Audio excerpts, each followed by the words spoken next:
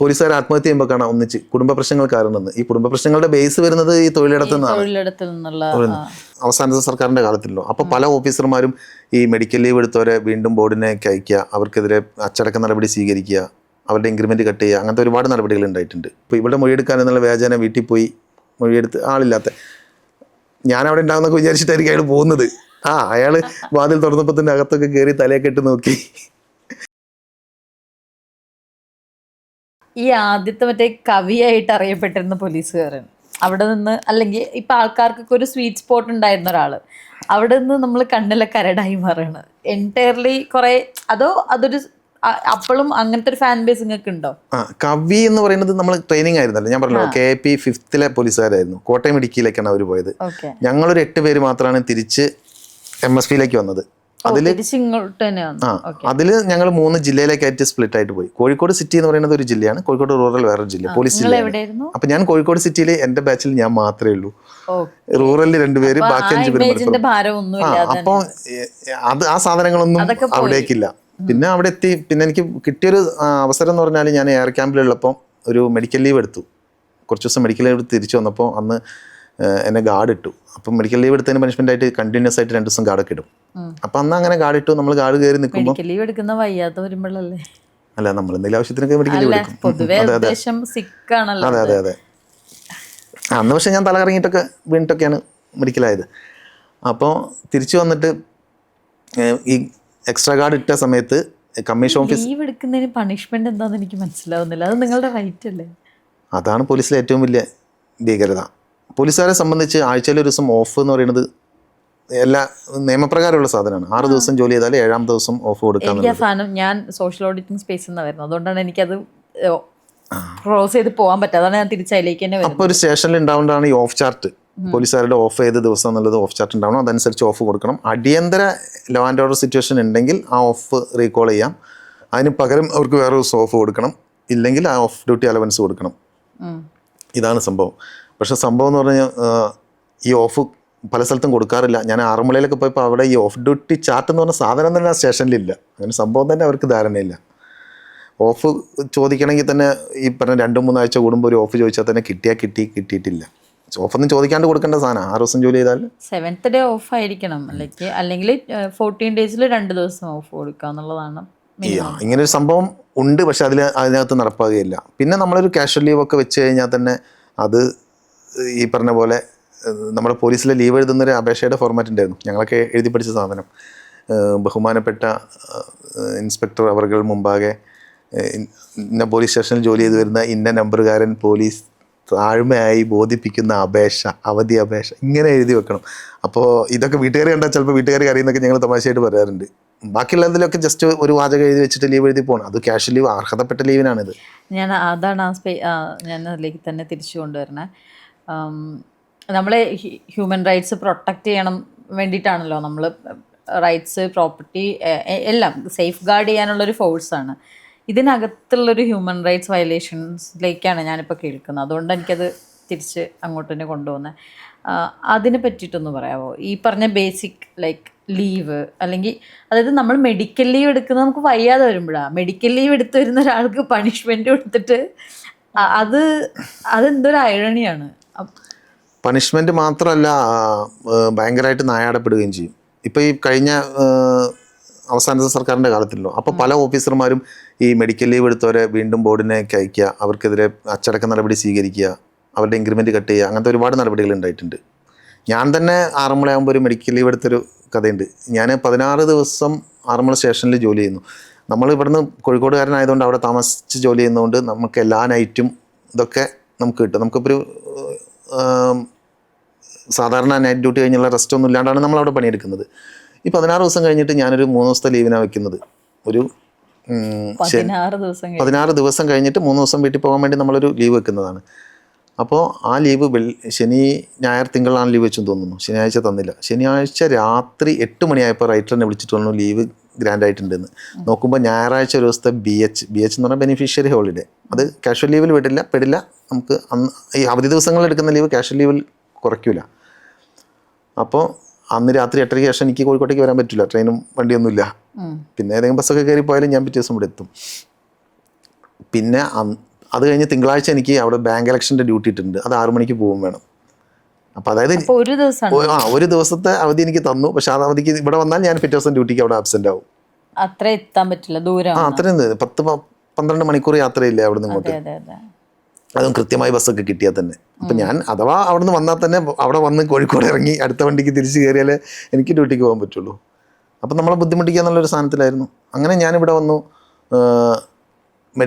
Medical leave ആക്കാൻ വേണ്ടി നമ്മൾ ചെന്നു. അപ്പോൾ ഇയാൾ വിളിച്ചാൽ ഫോൺ എടുക്കില്ല. സി ഐനോട് നമ്മൾ അറിയിക്കണം. അങ്ങനെ ഞാൻ നടക്കാവ് പോലീസ് സ്റ്റേഷനിൽ പോയി പ്രോപ്പറായിട്ട് അവിടെ നിന്ന് സിക്ക് റിപ്പോർട്ട് ചെയ്ത് ഡോക്ടറെ കാണിക്കാൻ വേണ്ടി അവിടെ നിന്ന് ഒരു പാസ്പോർട്ട് വരും, അത് വാങ്ങിച്ച് നമ്മളെ സ്റ്റേഷനിലേക്ക് വിളിച്ചു. സ്റ്റേഷനിൽ ഈ പറഞ്ഞ ജി ഡി ചാർജിനെ അറിയിക്കാൻ വേണ്ടി ജി ഡി ചാർജിനെ വിളിച്ചു. അപ്പോൾ ജി ഡി ചാർജ് പറഞ്ഞു, സാറ് സിക്ക് റിപ്പോർട്ട് ചെയ്താൽ അത് ജി ഡിയിൽ എൻട്രി ഇടണം, അത് ഇടണ്ടെന്ന് CI പറഞ്ഞിട്ടുണ്ടെന്ന്. അപ്പോൾ ഇയാളത് പറഞ്ഞ് ഏൽപ്പിച്ചു. ഞാൻ മെഡിക്കൽ അടിക്കരുത്, അത് ആബ്സെൻ്റ് എഴുതാനുള്ള നീക്കാണെന്ന് മനസ്സിലായി. അപ്പോൾ ഞാൻ ഇവരോട് പറഞ്ഞു, ഞാനിത് റെക്കോർഡ് ചെയ്തിട്ടുണ്ട്, അപ്പോൾ നിങ്ങൾ അറിയിച്ചിട്ടുണ്ടെന്നുള്ള തെളിവ് എൻ്റെ അടുത്തുണ്ട്, നിങ്ങൾ GD എൻട്രി ഇട്ടില്ലെങ്കിൽ നിങ്ങൾ കൊടുങ്ങുള്ളൂ എന്ന് പറഞ്ഞു. അപ്പോൾ അവർ GD എൻട്രി ഇട്ടു. പിന്നെ ഞാൻ DYSPക്ക് മെസ്സേജ് അയച്ചു, CIനെ അങ്ങനെ വിളിച്ചു, CIക്ക് മെസ്സേജ് അയച്ചിട്ടുണ്ട്, അദ്ദേഹം അത് അനുവദിക്കാത്തതുകൊണ്ടാണെന്നൊക്കെ പറഞ്ഞ് ഞാൻ പ്രോപ്പറായിട്ട് രേഖയൊക്കെ ഉണ്ടാക്കിയിട്ട് ഞാൻ ലീവൊക്കെ ആക്കി. അപ്പോൾ അയാൾ എന്നിട്ടും ആബ്സെൻ്റ് എഴുതി.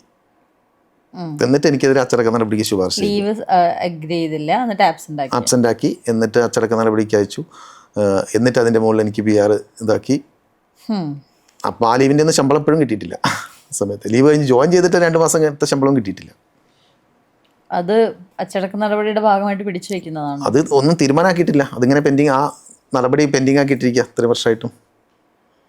ഓക്കെ, ഈ പറഞ്ഞ ഈ ശമ്പളം പിടിച്ചു വെക്കുന്ന സാധനം നമ്മൾ ഓഡിറ്റ് ചെയ്യുമ്പോഴും സോഷ്യൽ ഓഡിറ്റ് ചെയ്യുമ്പോഴും നമ്മൾ ആദ്യം ഡിസിപ്ലിനറി ആക്ഷനിൽ പേയ്മെൻറ്റ് ഇത് ചെയ്യുന്നത് നമ്മൾ വളരെ ഗ്രേവായിട്ട് കാണുന്നൊരു ഏരിയയാണ്. അപ്പോൾ എന്താ അതിൻ്റെ ഒരു ഗ്രാവിറ്റി, എത്രയും എന്തോരം അത് നടക്കുന്നത് എങ്ങനെയാണ്? അതാണോ ശരിക്കും ഒരു കൺട്രോളിങ് ഫാക്ടർ മെയിൻലി? അതായത് ഇപ്പം എന്നോട് പലരും പറയാറുണ്ട്, എന്നോട് എൻ്റെ ഒരു മേലുദ്യോഗസ്ഥൻ പറഞ്ഞിട്ടുണ്ട്, ഒരു CA ആയിരുന്ന ആൾ. അപ്പം പുള്ളി എന്നെ സപ്പോർട്ട് ചെയ്തുകൊണ്ട് പറഞ്ഞാണ്, കാരണം നമ്മളെ ഇതിൽ ഏറ്റവും കൂടുതൽ ബുദ്ധിമുട്ടിക്കാൻ പറ്റുക സാമ്പത്തികമായിട്ട് മാത്രമാണ്. നമ്മളെ ഇൻക്രിമെൻറ്റ് കട്ട് ചെയ്യും, നമ്മുടെ സാലറി ബ്ലോക്കാക്കും. അതിനെ അതിജീവിക്കാൻ കഴിഞ്ഞാൽ പിന്നെ വേറെ ഒന്നും പേടിക്കാനില്ല, ബാക്കിയുള്ളതൊക്കെ വരും പോകും അങ്ങനെയെന്നുള്ളത്. അപ്പോൾ ഇവർ ഇപ്പോൾ AV ജോർജ് ആയാലും എനിക്കെതിരെ ചെയ്ത് തുടരെ അച്ചടക്ക നടപടി എടുത്തിട്ട് ഇൻക്രിമെൻറ്റ് 2 ഇൻക്രിമെൻറ്റ് 3 ഇൻക്രിമെൻറ്റ് എന്ന് പറഞ്ഞിട്ട് കട്ട് ചെയ്യുക ചെയ്യുന്നത്. പിന്നെ നിലവിലെ ശമ്പളത്തിൽ നിന്ന് 3 ഘട്ടം പുറകോട്ട് കുറവ് ചെയ്യുക, അങ്ങനത്തെ പണിയൊക്കെ ചെയ്തിട്ടുണ്ട്. സാധാരണ ഇൻക്രിമെൻറ്റ് കട്ട് ചെയ്യുക, വരാനുള്ള ഇൻക്രിമെൻറ്റുകളൊക്കെ തടഞ്ഞു വയ്ക്കും. ഇത് പുറകോട്ട് വെട്ടിക്കൊണ്ട് ഉത്തരവായിട്ടുണ്ട്.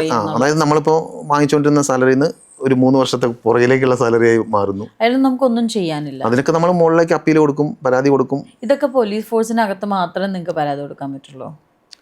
പോലീസ് ഫോഴ്സിലെ നടപടികൾ കഴിഞ്ഞിട്ട് കോടതിയിലേക്ക് പോകാം. ഇത് കഴിയുന്നില്ല. ഇതിങ്ങനെ കഴിഞ്ഞ് അങ്ങനെ പക്ഷെ കുറേ ഇൻക്രിമെന്റ് എനിക്ക് തിരിച്ചു കിട്ടി. ജോർജ് വെട്ടിയ കുറേ ഞാൻ തിരിച്ചു പിടിച്ചു.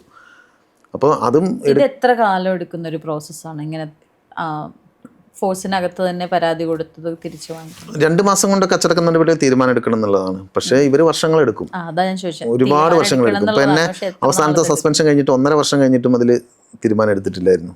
സാലറി എന്നെ സസ്പെൻഡ് ചെയ്ത ആ ഓർഡറിൽ അത് ഇപ്പോഴും തീരുമാനമായിട്ടില്ല. പിരിച്ചുവിടുന്നവരെ ആ കാര്യത്തിൽ തീരുമാനമായിട്ടില്ല, സസ്പെൻഡ് ചെയ്ത കാര്യത്തിൽ തീരുമാനമായിട്ടില്ല. ഇപ്പോഴും പൂർത്തിയാവാതെ കിടക്കുന്ന PR-കളുണ്ട്. പക്ഷെ ഇപ്പം ഞാൻ പോലീസിലില്ല, ഇവരതെങ്ങനെ നടത്തും, അവർക്ക് എങ്ങനെ തീർക്കും? ഞാൻ തിരിച്ചപ്പോഴും കയറിയാലേ അവർക്ക് അത് നടത്താൻ പറ്റുള്ളൂ. അങ്ങനെ അതായത് അത്രയും കാലം ബുദ്ധിമുട്ടുക, പോലീസുകാർ മാനസികമായിട്ട് തളർത്തുക, പിന്നെ ഈ അവരുടെ ഫാമിലിനെയും കൂടി ബാധിക്കുമല്ലോ. സ്വാഭാവികമായിട്ടും ഇങ്ങനത്തെ പ്രശ്നങ്ങൾ ഉണ്ടാവുന്നു, സാമ്പത്തിക ബുദ്ധിമുട്ടുണ്ടാവുന്നു. ആൾക്കാരും കൂടിയാണല്ലോ പോലീസ്. അപ്പോൾ കുടുംബത്തെ ബാധിക്കുന്നു. കുടുംബത്തിൽ ബാധിക്കുമ്പോൾ വെച്ചാൽ കുടുംബത്തിലെ സമാധാന അന്തരീക്ഷമില്ല. ഇപ്പം ഞാനൊക്കെ എൻ്റെ ഫാമിലി കട്ടയ്ക്ക് കൂടെ നിൽക്കുന്നതുകൊണ്ട് ആണ്. അല്ല, സ്വാഭാവികമായിട്ടും കുടുംബത്തിൽ അലോസരങ്ങൾ ഉണ്ടാവുന്നു, അത് കുടുംബ ബന്ധത്തെ ബാധിക്കുന്നു. അങ്ങനെ പോലീസുകാർ ആത്മഹത്യ ചെയ്യുമ്പോൾ കാണാം ഒന്നിച്ച് കുടുംബ പ്രശ്നങ്ങൾ കാരണം. ഈ കുടുംബ പ്രശ്നങ്ങളുടെ ബേസ് വരുന്നത് ഈ തൊഴിലിടത്തു നിന്നാണ്. പോലീസുകാരുടെ ഡ്യൂട്ടി എന്ന് പറഞ്ഞാൽ ഒരു സമയമോ കണക്കോ ഒന്നും ഇല്ലാത്തൊരു ഡ്യൂട്ടിയാണല്ലോ. ഇപ്പോൾ രാവിലെ ഡ്യൂട്ടിക്ക് 8 മണിക്ക് അവിടെ എത്തുന്ന ആൾ ചിലപ്പോൾ രാത്രി വന്നോളണമെന്നില്ല. നൈറ്റ് ഡ്യൂട്ടി അല്ലെങ്കിൽ പോലും അയാൾ വന്നോളണമെന്നില്ല, അയാൾക്ക് ഡ്യൂട്ടി ഉണ്ടാവില്ല. പിന്നെ അയാൾ വീട്ടിൽ വരുന്നു, ഈ പറഞ്ഞ മക്കളെ ചിലപ്പോൾ കാണാൻ പറ്റില്ല, പിറ്റേ ദിവസം ഡ്യൂട്ടിക്ക് പോകുന്നു, തിരക്ക് പിടിച്ച് ഫാമിലിയായിട്ട് ഇപ്പോൾ ഒരു ഫംഗ്ഷന് പോകാനോ അല്ലെങ്കിൽ വൈഫിൻ്റെ ഒരു ബർത്ത്ഡേ ആഘോഷിക്കാനോ എന്തെങ്കിലും ഒരു നല്ലൊരു മൊമെൻറ്റ് വിചാരിക്കുന്ന ദിവസമായിരിക്കും അയാൾക്ക് വേറെ എന്തെങ്കിലും പണി കിട്ടിയിട്ട് പോകുന്നത്. കിട്ടൂല, കാരണം അന്നായിരിക്കും ഇപ്പം മോളെ ബർത്ത്ഡേ ആഘോഷിക്കാൻ കൂടി നിൽക്കുന്നതായിരിക്കും നാട്ടിലെന്തെങ്കിലും പ്രശ്നങ്ങൾ ഉണ്ടാകുന്നത്, അല്ലെങ്കിൽ ഒരു ഇപ്പം കഴിഞ്ഞ സർക്കാർ കാലത്തൊക്കെ മുഖ്യമന്ത്രിയുടെ ഒരു വിസിറ്റ് വന്നാൽ മതി, പണി പാളി, പിന്നെ ലീവില്ലല്ലോ, പിന്നെ റോട്ടിൽ പോയി നിൽക്കണ്ടേ. അപ്പം ഇത് ഫാമിലിയെ എന്തായാലും ബാധിക്കും. അപ്പോൾ എന്തെങ്കിലും ഒരു പ്രശ്നങ്ങളോ ഉണ്ടാവും. അപ്പോൾ പോലീസുകാരൻ ഇതൊക്കെ കണ്ട് ഗതികെട്ട് ആത്മഹത്യ ചെയ്താൽ ആദ്യം തന്നെ ഒരു കുടുംബ പ്രശ്നങ്ങൾ കാരണം ആത്മഹത്യ ചെയ്യുന്നു. ആ കുടുംബത്തിന് എല്ലാ കാലത്തേക്കുള്ള അപമാനമായിട്ട് അത് മാറും. അതെ, ഒരിക്കലും തൊഴിലിടത്തിലേക്കുള്ള അന്വേഷണങ്ങൾ അത് വ്യാപിക്കുന്നില്ല. എത്തില്ല, ഒരു തരത്തിൽ പോലും ഉണ്ടാവുന്നില്ലല്ലോ. ഇപ്പൊ നിങ്ങൾ ഇങ്ങനെ വന്നിരുന്ന് പറയുന്നത് കൊണ്ട് നമ്മളിത് കേൾക്കുകയും സംസാരമാവുകയും ചെയ്യുന്നു. പക്ഷെ ഒരിക്കലും ഇങ്ങനെ ആരും വന്ന് ഇപ്പം പറയുന്നത് തന്നെ പേടിയായി എന്തോ, കാരണം ഇതിന് ഫോഴ്സ് നിൽക്കുമ്പോൾ പറയാന്ന് പറയാൻ പറ്റില്ല. അങ്ങനെ ഇപ്പൊ ഒരു വർഷം ഞാൻ എനിക്ക് തോന്നുന്നു 2003-4 6 ദിവസത്തിനിടയിൽ 7 പോലീസുകാർ ആത്മഹത്യ ചെയ്തു. അപ്പോൾ ഒരു പത്രത്തിൽ വാർത്ത വരുന്നു, ആലപ്പുഴ പോലീസുകാരൻ തൂങ്ങി മരിച്ച നിലയിൽ കണ്ടെത്തി, കോഴിക്കോട് കണ്ടെത്തി, കണ്ണൂർ കണ്ടെത്തി. സാധാരണ ഇതൊക്കെ സിംഗിൾ വാർത്തകളായിട്ട് അവിടെയും ഇവിടെയും പോകും. അപ്പോഴാണ് ഇത് ഈ ഇത്രയും ദിവസത്തിനിടയിൽ ഒരൊറ്റ ഡിപ്പാർട്ട്മെന്റിലാണ് ഇത്രയും പേര് ആത്മഹത്യ ചെയ്യുന്നത് എന്നുള്ള സാധനം. അങ്ങനെ ഞാനൊരു പോസ്റ്റ് ഇട്ടു. അത് പിന്നീട് മംഗളം പത്രം നന്നായിട്ട് വാർത്ത ചെയ്തു. പിന്നെ എല്ലാ മീഡിയ അത് കവർ ചെയ്തു. പിന്നെ PC വിഷ്ണുനാഥും ഒക്കെ നിയമസഭയിലൊക്കെ അവതരിപ്പിച്ചു പോലീസുകാരുടെ ആത്മഹത്യ. അപ്പം അന്ന് നമ്മുടെ മുഖ്യമന്ത്രി പറഞ്ഞത് പോലീസുകാരുടെ സംഘർഷം മാറ്റാൻ യോഗ ചെയ്താൽ മതി.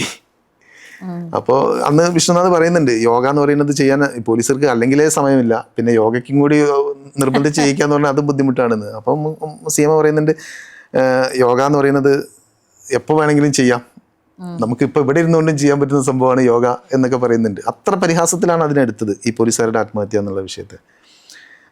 ഈ ആത്മഹത്യ ചെയ്ത പോലീസുകാരുടെ കുടുംബത്തിനെ അതെങ്ങനെ ബാധിക്കുന്നോ അതിനൊരു സ്റ്റഡിയോ ഒന്നും ഉണ്ടാവുന്നില്ല. 2004 ആയിരിക്കണം, അല്ല സോറി 24, 2 വർഷം മുമ്പ്. പിന്നെ വേറൊരു ദുരന്തം വെച്ചാൽ ഈ പോലീസുകാർ മരിക്കുമ്പോൾ ആചാരവെടിയൊക്കെ വെച്ചിട്ട് യാത്ര അയക്കുന്നൊരു സംവിധാനമുണ്ട്. പക്ഷേ ആത്മഹത്യ ചെയ്ത പോലീസുകാരൻ്റെ വീട്ടിലേക്ക് ഉയർന്ന ഉദ്യോഗസ്ഥർ പോയി നോക്കുക പോലും ഇല്ല. ഇപ്പോൾ ഒരു ജില്ലാ പോലീസ് മേധാവി ആ ജില്ലയിലൊരു പോലീസുകാരൻ മരിച്ചാൽ ആത്മഹത്യ എന്തോ ആയിക്കോട്ടെ പോയി നോക്കുക എന്നുള്ളത് മര്യാദയാണല്ലോ. പോവില്ല, തിരിഞ്ഞു നോക്കൂല. ആത്മഹത്യ ചെയ്തതുകൊണ്ട് തിരിഞ്ഞു നോക്കൂല. പണ്ട് തെമ്മാടിക്കുഴിയിൽ അടക്കുക എന്നൊക്കെ പണ്ട് കേട്ടിട്ടില്ല. അതുപോലെ കുറ്റകരമായ ഒരു അവര് അതിനെ അവഗണിക്കുന്നു. കുറ്റമായിട്ടാണല്ലോ നമ്മളിപ്പോഴും ആത്മഹത്യ വിവാദമായിട്ട് പോലീസിനെതിരെ ഭയങ്കര പ്രശ്നങ്ങളൊക്കെ വന്ന സ്ഥലത്ത് ഇപ്പം കോഴിക്കോട് ഷാജിയേട്ടൻ മരിച്ചിരുന്നു. അപ്പോൾ ഷാജിയുടെ വീട്ടിൽ ADGP ഒക്കെ പോയിട്ട് കുടുംബത്തെ സമാധാനിപ്പിക്കാമെന്ന വ്യാജേന പോയിരുന്നു.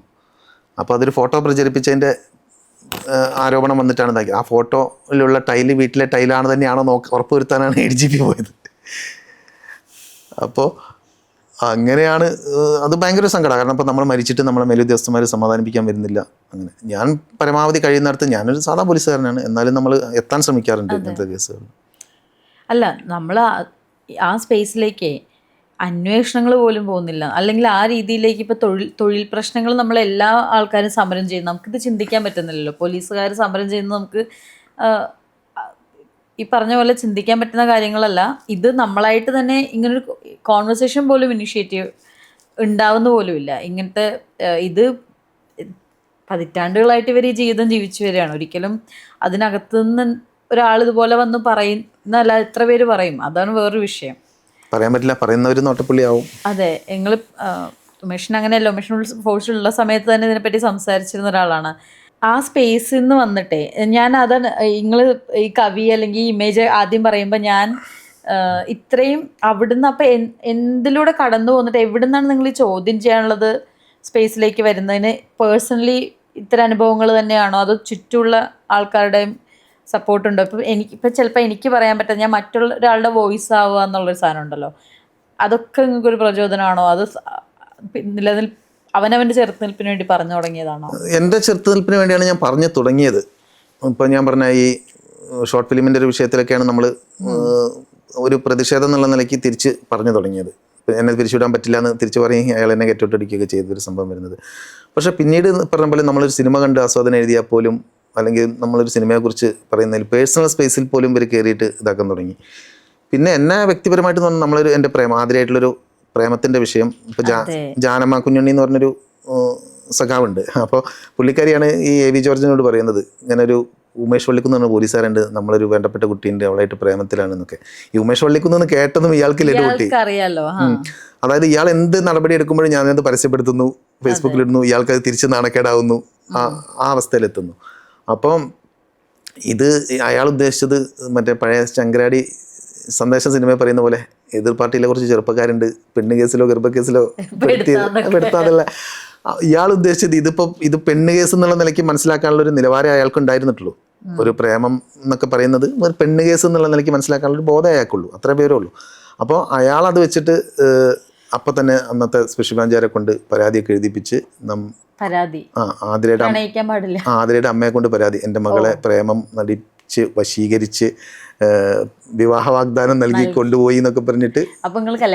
ഞങ്ങൾ കല്യാണം കഴിച്ചിട്ടില്ല.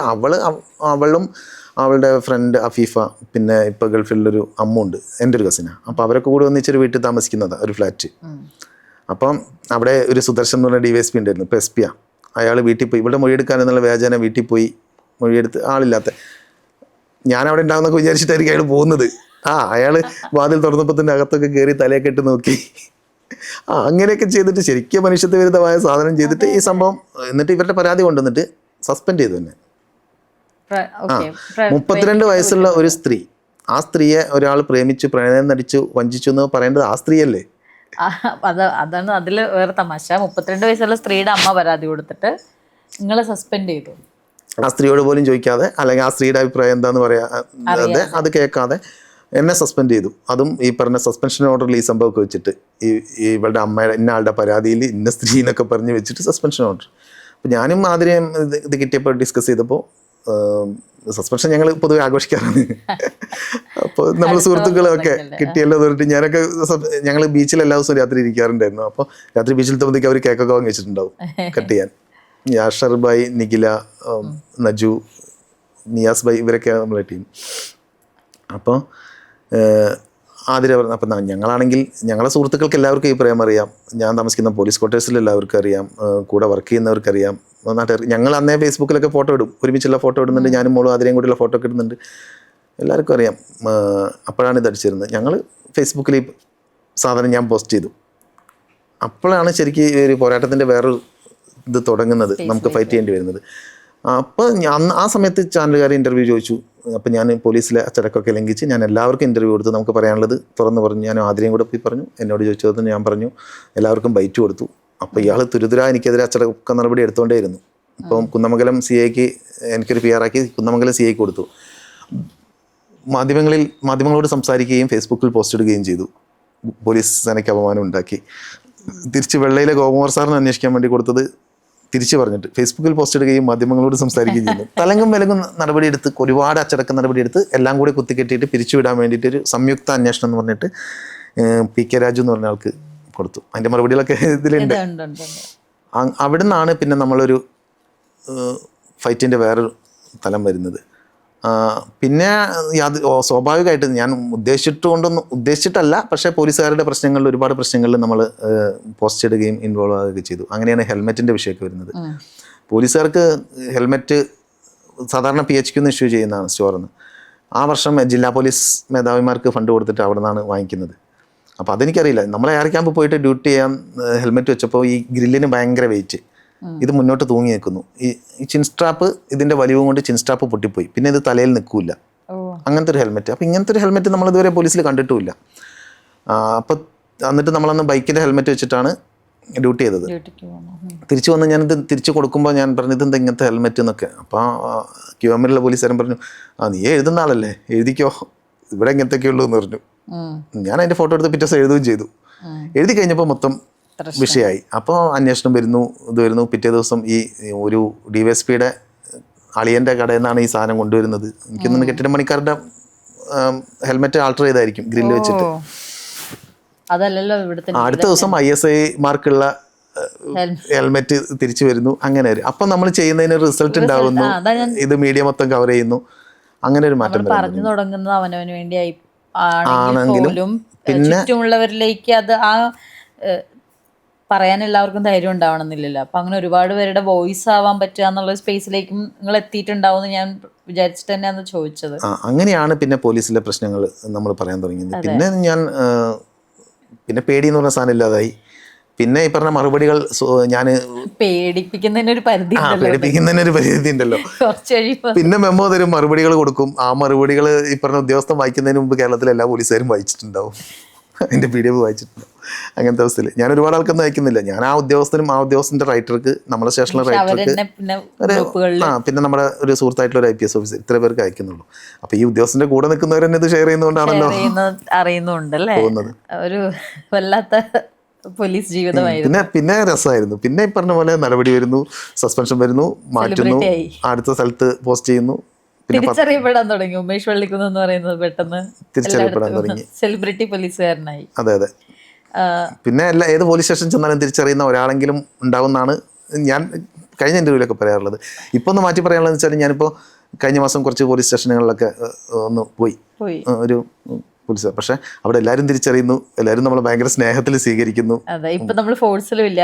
ഫോഴ്സിലുള്ളപ്പോൾ തന്നെ നമ്മൾക്ക് നമ്മളെ കഴിവില്ലെങ്കിൽ പോലും പറ്റാവുന്ന രീതിയിൽ സപ്പോർട്ട് ചെയ്ത ആൾക്കാരുണ്ടാവുമല്ലോ. അങ്ങനെ അനുഭവങ്ങളുണ്ട്. ലൈക്ക് അവർക്കും കൂടി വേണ്ടിയാണ് ചിലപ്പോൾ സംസാരിക്കുന്നത്. കാരണം അവർക്കും ഈ പ്രശ്നങ്ങളെല്ലാവരും ഫേസ് ചെയ്യുന്നതാണല്ലോ. പൊതുവെ പോലീസുകാർ കാണുമ്പോഴൊക്കെ പറയും ഞങ്ങൾക്ക് വേണ്ടിയാണ് നിങ്ങൾ പറയുന്നത്, നിങ്ങളെ ബുദ്ധിമുട്ട് ഞങ്ങൾക്ക് ലൈക്കും ഷെയർ ഇതൊന്നും കമൻ്റ് ഒന്നും ചെയ്യാൻ പറ്റില്ല, പക്ഷെ ഞങ്ങൾ നിങ്ങളെ കൂടെ ഉണ്ട്.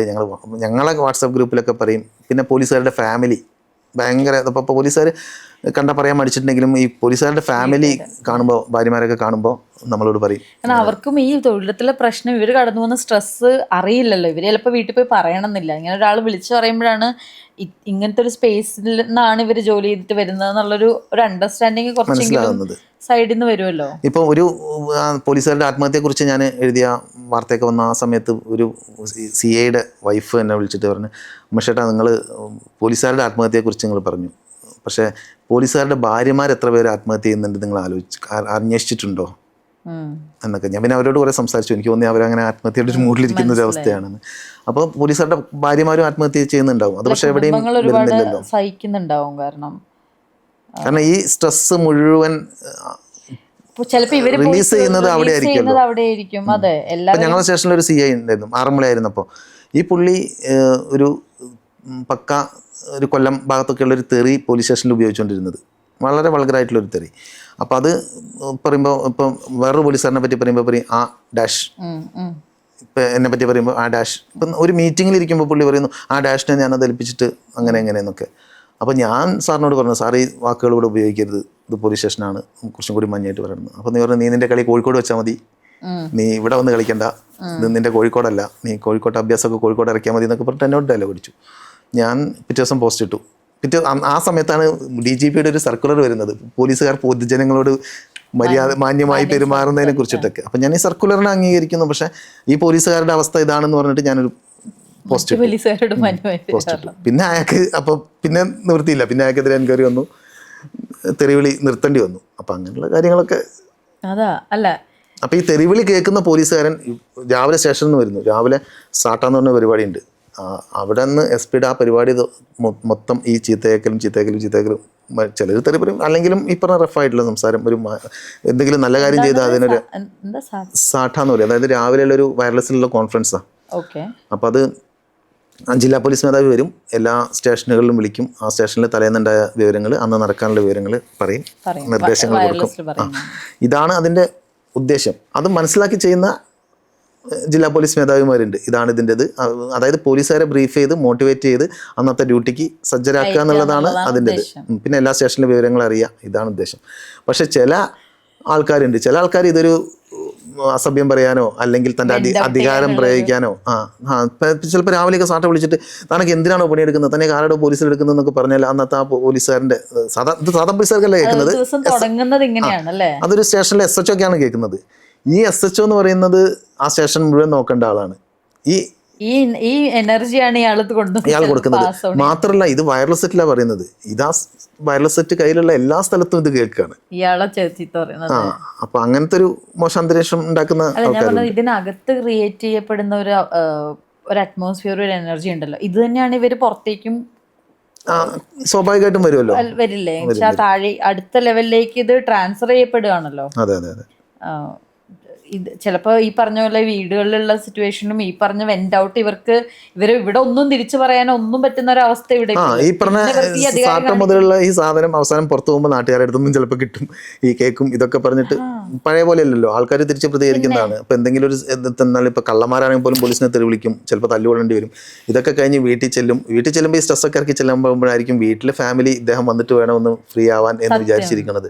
സ്വാഭാവികമായിട്ടും ഇത്രയും സമ്മർദ്ദത്തിൽ അയാൾ അവിടെ ചെല്ലുകയും ഇയാൾ അവിടെ വെയിറ്റ് ചെയ്തിരിക്കുകയും ചെയ്യുന്ന, ഇപ്പോൾ ഒരു ദിവസം ഓഫ് അല്ലെങ്കിൽ ലീവോ എടുത്ത് പോകുന്നത് അന്ന് റെസ്റ്റ് എടുക്കാന്ന് വിചാരിച്ചിട്ടായിരിക്കും. പക്ഷെ ഫാമിലി വെയിറ്റ് ചെയ്യുന്നത് ഇദ്ദേഹം വന്നിട്ട് വേണം സമയം കിട്ടാന്നുള്ളത്.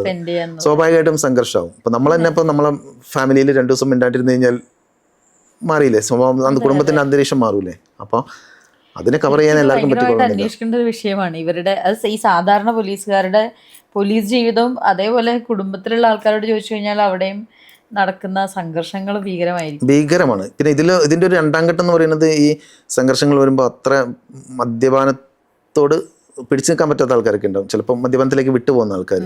ഇപ്പം ഞാനൊക്കെ എനിക്ക് തോന്നുന്നു മദ്യപിക്കാത്തതുകൊണ്ടായിരിക്കും ഈ നിൽക്കുന്നത്. എന്നെ തന്നെ ഞാൻ ആറന്മുളയൊക്കെ ഉള്ളപ്പോൾ മദ്യപിച്ചൊന്ന് പരിശോധിക്കാനൊക്കെ ആളെ വിട്ടിട്ടുണ്ട് SP. അങ്ങനെയെങ്കിലും ഇവനെ കൊടുക്കാന്നുള്ള മട്ടില്. അപ്പോൾ വന്ന ഓഫീസർ പിന്നെ എന്നോട് സംസാരിച്ച് പോയിട്ട് എന്നോട് ചോദിക്കുക വെള്ളടി തുടങ്ങിയിട്ടില്ലേ, വെള്ളടിക്കാറില്ലേ എന്ന്. അപ്പം ഞാൻ തുടങ്ങിയിട്ടില്ല സാർ, നന്നായി, ഇല്ലെങ്കിൽ നിങ്ങൾ ഇന്ന് വിടണ്ടെന്നൊക്കെ എന്നോട് പറയും. അപ്പോൾ അപ്പോൾ ഈ മദ്യപാനത്തിലൊക്കെ പോയി കഴിഞ്ഞാൽ പിന്നെ അഡിക്ഷൻ ആവും. അപ്പോൾ പിന്നെ ആത്മഹത്യക്ക് ഒരു കാരണം കൂടിയായി മദ്യപാനം. അല്ല, കാരണം ഇപ്പൊ കേൾക്കുമ്പോൾ ഒരു തരത്തിലുള്ള മാനസിക പരിഗണനയോ ബേസിക് ഹ്യൂമൻ റൈറ്റ്സോ ഇതൊന്നും ഇല്ലാത്ത ഹയറാർക്കി സ്പേസ് ആണുള്ളത്. ചിലപ്പോൾ താഴേക്കിടയിൽ വർക്ക് ചെയ്യുന്ന ഒരു സാധാരണ പോലീസുകാരനെ സംബന്ധിച്ച് അവരുടെ ഒരു ലൈഫ് ഡ്യൂട്ടി ടൈം എന്താണ് 8 മണിക്കൂർ ഡ്യൂട്ടി ഒക്കെ ആക്കിയിട്ടുണ്ട്. പക്ഷെ പോലീസിൽ ഒരിക്കലും 8 മണിക്കൂർ എന്നുള്ളത് അത് കുറച്ച് സ്റ്റേഷനുകളിലാക്കിയിട്ടുള്ളൂ. ബാക്കിയുള്ളിടത്തൊക്കെ ഇങ്ങനെ ഓടിക്കൊണ്ടേയിരിക്കുകയാണ്. 8 മണിക്കൂറിൽ ലിമിറ്റ് ചെയ്യാൻ പറ്റുന്ന അല്ല പോലീസിൻ്റെ ഒരു ജോലി. അതിനനുസരിച്ച് സ്ട്രെങ്ത് വേണം, എന്നാലേ പറ്റുള്ളൂ. 8 മണിക്കൂർ കഴിഞ്ഞാൽ ഡ്യൂട്ടി ഹാൻഡ് ഓവർ ചെയ്ത് പോകാൻ വേറെ ആൾക്കാർ വേണമല്ലോ. ശരിക്കും എത്ര മണിക്കൂർ നോർമൽ പോവുക? നോർമലി ഇപ്പോൾ രാവിലെ ഒരു 8 മണി 9 മണിക്ക് വരുന്ന പോലീസുകാർ ഒരു 7 മണി വരെയൊക്കെ നോർമലി സാഹചര്യങ്ങളിൽ നിൽക്കണം. 12 മണിക്കൂർ 6 മണി 7 മണി 7 മണി ഒന്നും ആവേണ്ട ആരും പോകാറില്ല പോലീസ് സ്റ്റേഷൻ നോർമലി. പിന്നെ അതിൻ്റെ ഇടയിൽ എക്സ്ട്രാ സിറ്റുവേഷൻസ് വന്നാലത്. പിന്നെ വനിതകളുടെ കാര്യം ബുദ്ധിമുട്ടാണ്. വനിതകളുടെ എണ്ണം വളരെ കുറവാണല്ലോ. ഇപ്പോഴും എനിക്കൊന്നും 10% തികഞ്ഞിട്ടില്ല എന്ന് തോന്നുന്നു. അപ്പം ഒരു സ്റ്റേഷനിൽ 2 വനിതകളൊക്കെ ഉള്ള, ഞാൻ ഫറോക്കായിരുന്നപ്പോൾ അവിടെ 3 പേരേ ഉള്ളൂ. പിന്നെ ആറന്മുളയായിരുന്നപ്പോൾ 2 പേരേ ഉള്ളൂ. പക്ഷെ ഈ പുരുഷന്മാർ മാത്രം കൈകാര്യം ചെയ്യേണ്ട കേസുകൾ ഇല്ല. പുരുഷന്മാർ കൈകാര്യം ചെയ്യുന്ന ഏത് കേസും സ്ത്രീകൾക്കും കൈകാര്യം ചെയ്യാം. പക്ഷെ സ്ത്രീകൾ മാത്രം കൈകാര്യം ചെയ്യേണ്ടതാണ് പോക്സോ പോലുള്ള കാര്യങ്ങളൊക്കെ. അതുപോലെ സ്ത്രീകളുടെ ഇൻക്വസ്റ്റ്, അതൊക്കെ സ്ത്രീകൾ നിർബന്ധമായിട്ടും നിർബന്ധമായിട്ട് അവരെ ചെയ്യേണ്ടത്. ഇൻക്വസ്റ്റ് അല്ല, ബോഡി അസിസ്റ്റ് ചെയ്യേണ്ടതൊക്കെ. അപ്പോൾ ഈ വനിതാ പോലീസ് എന്നുള്ളത് ഒരു അവിഭാജ്യ ഘടകമാണ്. പക്ഷെ അവരുടെ എണ്ണം വളരെ കുറവും. അപ്പോൾ ഈ വൈകുന്നേരം ഡ്യൂട്ടി കഴിഞ്ഞ് പോകാൻ നിൽക്കുന്ന അപ്പോഴായിരിക്കും ഒരു പോക്സോ റിപ്പോർട്ട് ചെയ്യുന്നത്. അപ്പോൾ പോക്സോ വിക്ടിമിനെ കൊണ്ട് ഹോസ്പിറ്റലിൽ പോകുന്നു. ഹോസ്പിറ്റലിൽ പോയി പിറ്റേ ദിവസം ചിലപ്പോൾ അങ്ങനെ ഞാൻ ഫറോക്ക് ഫസ്റ്റ് ജോയിൻ ചെയ്തിട്ട് ഫസ്റ്റ് GD കയറുന്ന ദിവസം അന്ന് 6 പോക്സോ ആണ് ഒറ്റ രാത്രി റിപ്പോർട്ട് ചെയ്തത്. അപ്പോൾ 6 പോക്സും ഒരു കുട്ടി തന്നെയായിരുന്നു. അപ്പം ഈ 6 കേസ് രജിസ്റ്റർ ചെയ്യുന്നു. അപ്പോൾ കേസ് 6 ഗാങ് റേപ്പ് അടക്കമുള്ള കേസുകളുണ്ടായിരുന്നു. അപ്പോൾ ഈ കേസ് അന്ന് ഷിൽന എന്ന് പറഞ്ഞ പോലീസുകാരിയെ വീട്ടിൽ പോയി വീട്ടിൽ നിന്ന് അവൾ വരുന്നത് രാത്രി മുഴുവൻ ഇരിക്കുന്നു. പിറ്റേ ദിവസം കുട്ടിയും കൊണ്ട് 2 പോലീസുകാർ, ആകെ 2 പേരേ ഉള്ളൂ. അവർ ഹോസ്പിറ്റലിൽ പോകുന്നു. ഹോസ്പിറ്റലിൽ ചെന്നാലും ഡോക്ടർമാർ ചിലപ്പോൾ നല്ലോണം പെരുമാറിക്കൊള്ളണമെന്നില്ല. അവരുടെ പരിപാടിക്ക് ഈ പോക്സോ കൊണ്ടൊക്കെ ചെന്നവർ ചിലപ്പോൾ നമ്മളെ വെയിറ്റ് ചെയ്യിക്കുകയും ബുദ്ധിമുട്ടുകയൊക്കെ ചെയ്യും. എന്നിട്ട് അവരെയും കൊണ്ട് ഇതൊക്കെ കഴിഞ്ഞ് പിന്നെ ഈ കേസ് അന്വേഷിക്കണം. ഈ വിക്ടിമിനെ സപ്പോർട്ട് ചെയ്യുന്ന ഒരു ഓഫീസർ ഉണ്ടാവും, അതും ഇവർ തന്നെയായിരിക്കും. അങ്ങനെ ഇവർക്ക് സ്ഥിരം അതിൻ്റെ കൂടെ തന്നെ നിൽക്കണമല്ലോ. അപ്പം ഈ വനിതാ പോലീസ്, അപ്പം ഇവരുടെ ഫാമിലി എന്ന് പറയുന്നത് അപ്പുറത്ത് അവർക്ക് സെക്കൻഡറി ആയിട്ട് ഇവർക്ക് പരിഗണിക്കാൻ പോലും പറ്റുള്ളൂ. അപ്പം ഞാൻ ഫറോക്കുള്ളപ്പോൾ ഫറോക്ക് ഉണ്ടായിരുന്ന ഒരു 70 കിലോമീറ്റർ കൂടുതൽ ദൂരത്ത് നിന്ന് വരുന്ന പേരാമ്പ്രയിൽ നിന്ന് വരുന്ന ആൾക്കാരാണ്. ഈ കോവിഡ് സമയം പോലും 70 കിലോമീറ്ററിൻ്റെ അപ്പുറത്തുനിന്ന് 1 വയസ്സുള്ള ആളൊക്കെ ഉണ്ട്. 70 കിലോമീറ്റർ അപ്പുറത്തുനിന്ന് രാവിലെ കഷ്ടപ്പെട്ട് ജോലിക്ക് വന്ന് തിരിച്ചവർ പോകുന്നു. ഇവരെയൊന്ന് തൊട്ടടുത്ത സ്റ്റേഷനിലിട്ട് കൊടുത്താൽ എന്താ ബുദ്ധിമുട്ട്? എന്തെങ്കിലും മാറും. സൗകര്യപ്രദമായ സ്റ്റേഷനിലിട്ട് കൊടുത്തൂടെ? പിന്നെ ഇപ്പോൾ ഒരു പോലീസുകാരി കഴിഞ്ഞ ദിവസം എന്നോട് സംസാരിച്ചു. അവർക്ക് 8 മാസം പ്രായമുള്ള കുട്ടിയുണ്ട്. അപ്പോൾ അവർക്ക് ട്രാൻസ്ഫർ കിട്ടിയിരിക്കുന്നത് പന്തീരങ്കാവ് എന്ന് പറഞ്ഞ സ്റ്റേഷനിലേക്കാണ്. അപ്പോൾ അവരുടെ നാട്ടിൽ നിന്ന് വരണം, കോഴിക്കോട് ഇറങ്ങണം, എന്നിട്ട് പന്തീരങ്കാവിലേക്ക് ബസ് കയറണം, അവിടെ നിന്ന് അടുത്ത ബസ് കയറി വേറൊരു സ്റ്റോപ്പിൽ ഇറങ്ങണം, അവിടെ നിന്ന് നടന്നും പോകണം. എന്നാലേ ഈ പന്തിരങ്കാവ് സ്റ്റേഷനിലേക്ക് എത്തുള്ളൂ. സ്വന്തമായി വണ്ടി ഇല്ലാത്തവരൊക്കെ അതെ അതെ. പിന്നെ പേരാമ്പ്ര തൊട്ടിട്ട് ഇത്രയും ദൂരം വണ്ടി എടുത്ത് വരിക എന്നൊക്കെ പറഞ്ഞാൽ ബുദ്ധിമുട്ടാണല്ലോ. അപ്പോൾ അതൊക്കെ കുറച്ചും കൂടി കംഫർട്ടബിളായിട്ട് ചെയ്ത് കൊടുത്താൽ തന്നെ മാറും. അതെ അത്തരം. പിന്നെ ഇതിൽ വേറൊരു രസം എന്ന് വെച്ചാൽ ഈ പോലീസിൻ്റെ ഈ ബുദ്ധിമുട്ട് പ്രശ്നങ്ങളൊക്കെ ഉണ്ടല്ലോ, ഇതൊക്കെ ഒരു 30-40% പേർക്കേ ബാധിക്കുന്നുള്ളൂ. 50,000-ൽ പരം പോലീസുകാരുണ്ടെങ്കിലും ഈ പറഞ്ഞ സ്റ്റേഷനിലെ ജോലികളോ അതുപോലെ ഇതുപോലെ ബുദ്ധിമുട്ടുള്ള ജോലികളോ ചെയ്യുന്നവർ അതിലൊരു 10-20,000 പേരൊക്കെ കാണുള്ളൂ. 20,000 എന്ന് പറയുന്നത് വലിയ നമ്പർ ആണെങ്കിലും വലിയ നമ്പർ തന്നെയാണ്. അതായത് ഞാൻ പറഞ്ഞത് ആ നമ്പറിൽ പറയുമ്പോൾ ശതമാനം പറയുമ്പോൾ ഇത്രേ ഉള്ളൂ എന്നാണ് തോന്നുന്നത്. അതായത് ഈ പോലീസിലെ ജോലി എല്ലാവർക്കും ഈക്വൽ ആയിട്ടല്ല എന്നാണ് ഞാൻ പറഞ്ഞത്. മനസ്സിലായി. ഒരു വിഭാഗം എപ്പോഴും ഇതിന്റെ ഒരു പ്രിവിലേജുകളൊക്കെ പറ്റി സുഖമായിട്ട്. അപ്പൊ അവരോട് പോയി പോലീസ് ചിലപ്പോൾ ചോദിക്കും ഉമേഷ് പള്ളിക്കുന്നത് അവൻ ഇതിന് വേണ്ട വല്ല കാര്യമുണ്ടോ എന്നൊക്കെ പറയും. അല്ലെങ്കിൽ പോലീസുകാർ അയാൾ അപ്പോൾ അവരുടെ ഒരു പോലീസുകാരൻ ആത്മഹത്യ വരുമ്പോൾ പുച്ഛിക്കുന്ന ആൾക്കാരൊക്കെ അതിലുണ്ടാവും.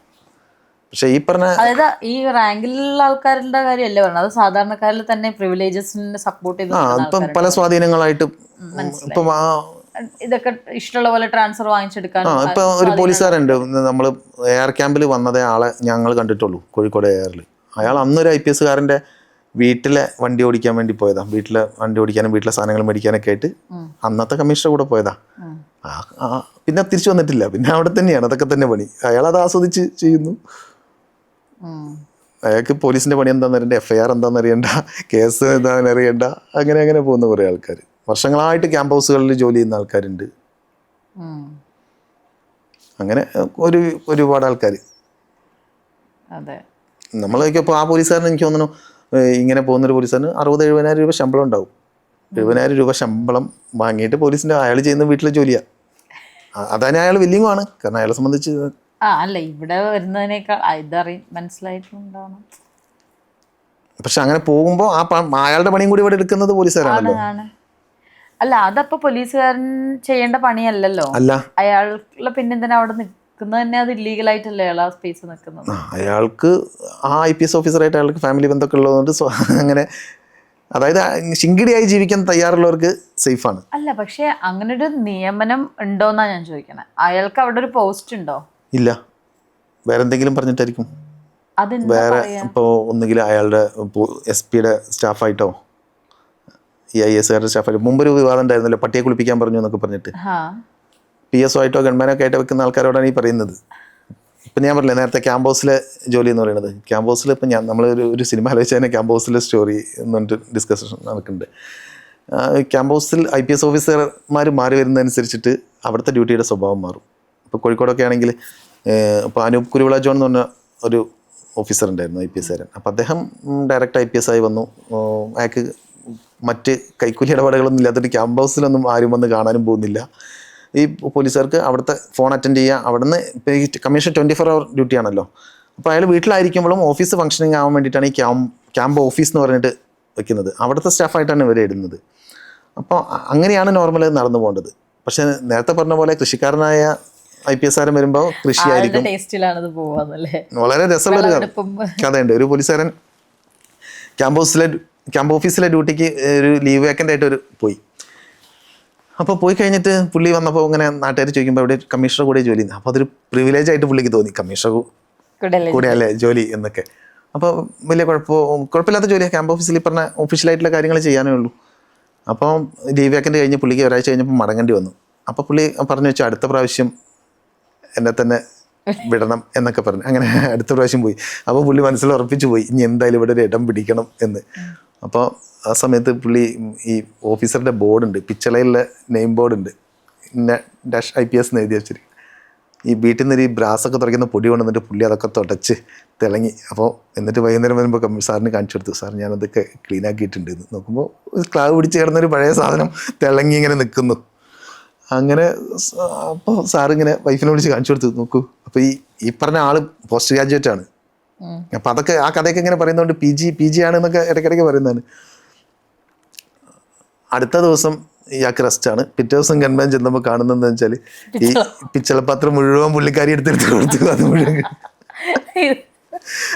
അങ്ങനെയുള്ള രസകരമായ സംഭവങ്ങളുണ്ട്. ഇത് കഥകളാണോ? ഇത് ഒറിജിനൽ സംഭവം. ഇതൊക്കെ ഞങ്ങൾ പുള്ളിയോട് ഇപ്പോഴും പറയുന്നതാണ്.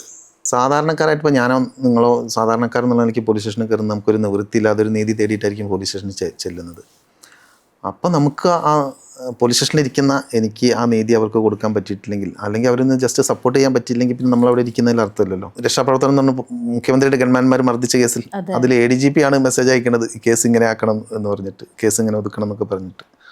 പക്ഷേ പണി വരുമ്പോൾ അവരാരും വരില്ല. ആരുടെയും പേരുണ്ടാവും.